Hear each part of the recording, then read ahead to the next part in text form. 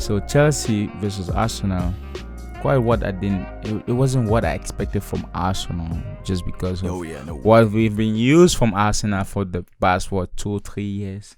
2 years really. Yeah, and Chelsea too. I think Chelsea did a great job because of how they've been playing lately. Yeah, holding Arsenal at gunpoint and getting a draw from Arsenal with how Chelsea's been playing. I think that's a fault on Chelsea's part. I think there's Arteta has to ask himself what's wrong.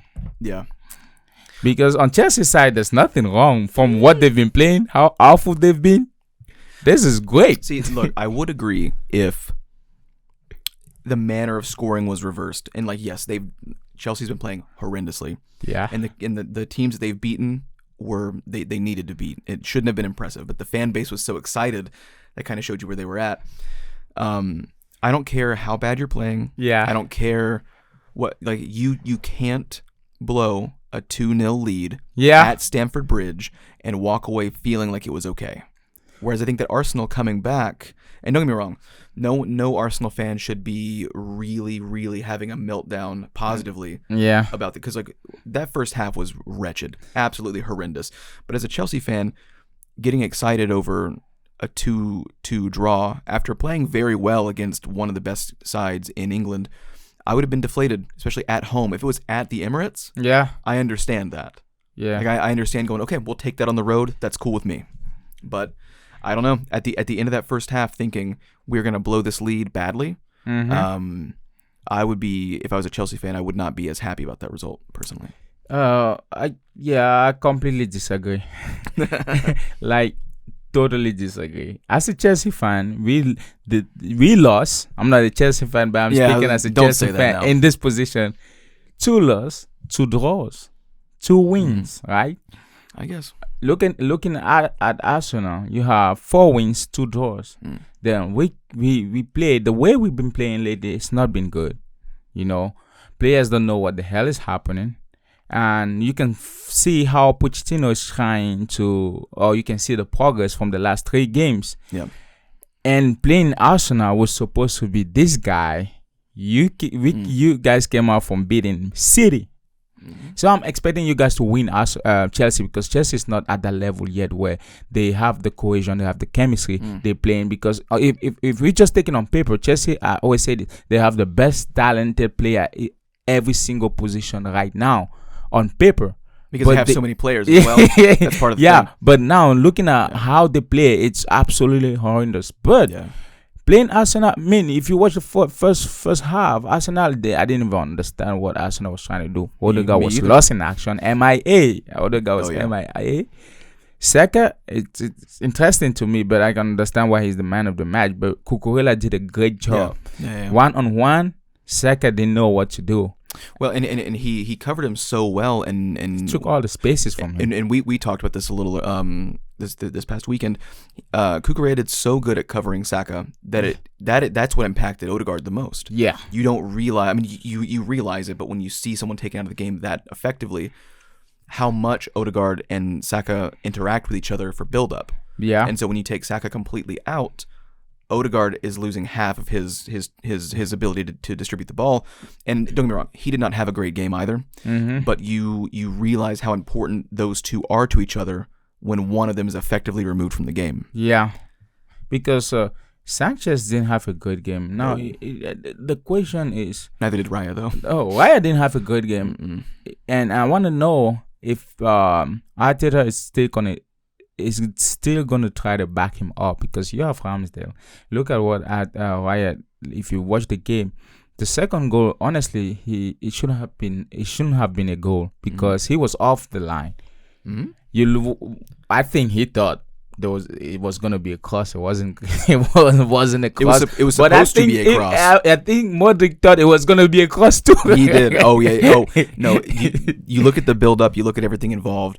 The way that he curls it in. Yeah. That was expected for Sterling, which Sterling still would have had a good look at the net on that. That's if it was this hypothetically. So if the cross, if the cross made it, in this scenario, it was well, let's pick somebody like Haaland. I'm just trying to pick out somebody that's the conversion rate or percentage is high. Tall, physical. I feel like it will have still be dangerous or a goal because of Raya's positioning. And if you watch the position, he's way out or off the line. He's off position for everything. So like, it makes if he's looking for, let's say that he did expect Mudryk to rifle it in on net like he did, he's out of position. Yeah. If he's expecting a cross with Sterling on his left, he's still out of position. Yeah. So just regardless of what he thought that the attack was going to look like, he was in the wrong place for everything. Yeah. He was in the worst possible place that he could have been, which was pinched on the inside of the net, directly trying to cover like just a rifled shot to the near post, which was already covered in the first place by I think one or two guys. So you're taking yourself out of the play on both ends of the potential attack. That assist by Saka was amazing. It was beautiful. Just pinpoint. It's like Wolven scored that goal. It's like was it Trossard? Yes. Trossard. Yes. It's like Trossard called Saka on the phone and say, "I want you to drop it at this position." Yep. I'll be right perfect. here. Yeah. At 349. Yeah. It was like watching Xavi. Yeah. Well, but then also Malo Gusto fell asleep, let Trossard get in from behind. Sanchez was out of position, but then also Sanchez, same thing. Sanchez got to go. Yeah, but then also, and again, you have to be measured when you say these kinds of things because I'm obviously not making up for previous performances. But do you know who was responsible for feeding that ball out to Saka very well for the cross, and then moved inside and actually kind of brought two defenders over and left Malo Gusto out to dry? That was Havertz. No. And then he was also the one that laid off the ball for Martinelli against City for that deflected goal. I said it before, right? Havertz is the player you bring in about 30 minutes, like to give a new flair to the game, adding more new juice or youthfulness or whatever. Well, but you cannot let forward. You cannot let him start until probably if he gains back that confidence and become the Havertz that we saw at Chelsea. He has been more forward minded in the build up. He's been a part of things moving forward as opposed to you could actively see him slowing down the pace of the game against the will of his entire team earlier on in the season, looking for not a passing lane, not a forward option, but just the closest person to give the ball back to. He doesn't seem to be doing that anymore, and he and Trossard both coming on late. That seems to be two clear and obvious super subs to change tactics because Martinelli is so aggressive and so athletic that he wears his defender down. Yeah. But then also you get used to his hyper athletic movements that now that you're worn down, and Trossard's not very fast, but he's very smart with where to go. You've been reading Martinelli and being worn down by his pace for 60 minutes. So now all of a sudden you have a change of pace and you're not used to where Trossard's going to be, and you can get him behind a younger, less effective defender because Malo Gusto's not a great defender in the first place. He's a very attacking-minded wing back almost, if you really want to be technical about it. It was a perfect matchup for a tactical change, and I feel like Chelsea is still struggling to find its identity. But once they nail that down, it will be very, very difficult for other teams. They're gonna put a lot of teams in difficulties because one thing that I liked in the attack, there's some sort of rotation where Palmer will kind of drop, and also Palmer will kind of drop in that inside.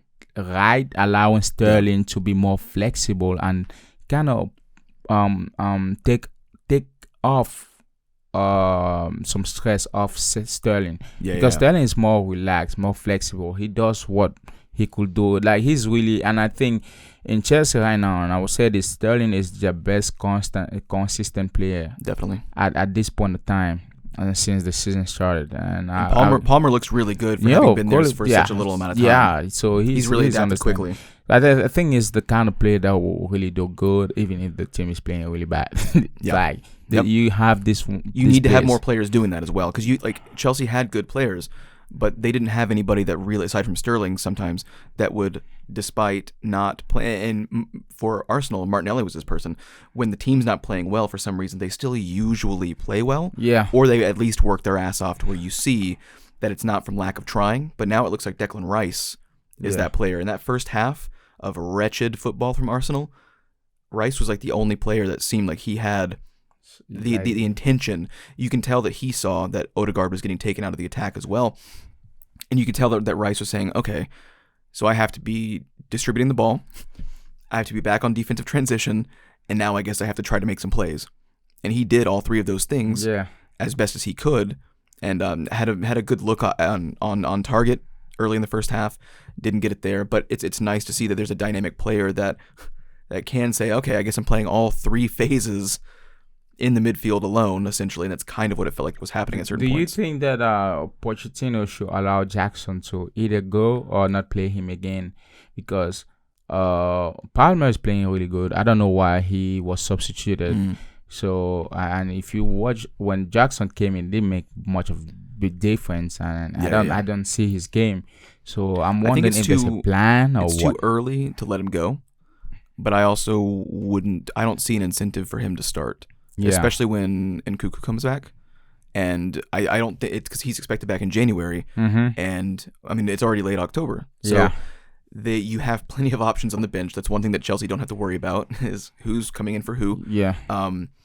When Nkunku comes back, I don't see a reason why it would be anybody but a sort of Nkunku-Palmer duo in the midfield, kind of figuring out how to move the ball around. Or maybe Nkunku starts and Palmer comes on late. Because he seems like he's pretty dynamic as well. And it seems like he can do a lot of different things well, where once you have 65 or 70 minutes of learning the tactics of the day, what the other team is doing, Palmer seems dynamic enough to where Pochettino can say, okay, for today, you need to play like this, or more conservative. And like he can sort of adapt and do all those things well. Whereas I think that Nkunku is a bit more of a speedster, and he'll wear out that back line, and then Palmer can kind of come in and figure out exactly on the day what the precise tactics need to be, if that makes sense.